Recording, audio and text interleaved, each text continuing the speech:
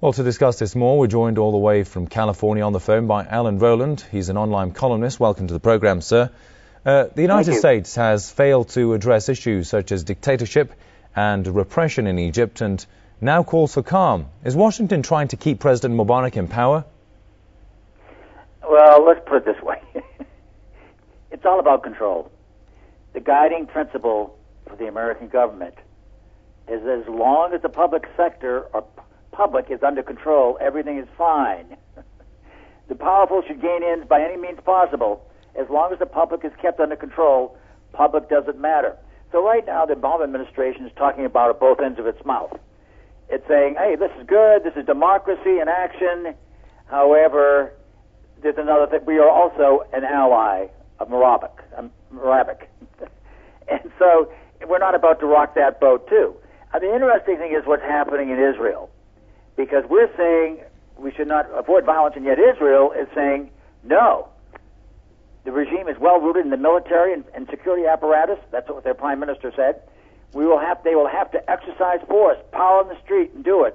But they are strong enough, according to my assessment, to overcome it. Israel is much more involved in this because just think of the Rafah opening being opened, the opening there being opened. So it's like this is much more of a threat to Israel. The last thing they want to see is the people coming to the streets, which will basically infect the Palestinians themselves, and they want to keep it calm. Use force. That's the Israeli way. The United States is not right there in the local vicinity, so we're saying two things. But we're also saying we're Mubarak's ally. So this is about one word, control. The Israelis use power, force to control.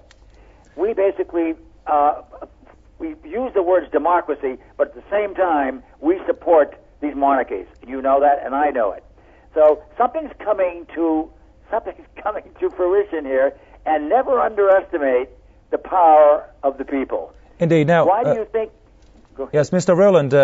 Now, either force or peace. What do you see the prospects for Egypt? I mean, how much can the Mubarak administration cling to power? Well, it all depends. You know what the real key player here is? The United States. Let's just say that they really do, really take to the streets and upset the government. Who are we going to support, the monarchy, or are we going to support the people? I think we'll support the monarchy. We've done that all along. We're saying two things. Why do you think, once again, think of control. Why do you think we have hundreds of FEMA camps all over the United States, just in case that same thing happened in the United States? It's about control. We're thousands of miles away. So to answer your question, right now, we're probably more. We're saying the words that we support democracy. We're probably supporting Israel's stand, use force.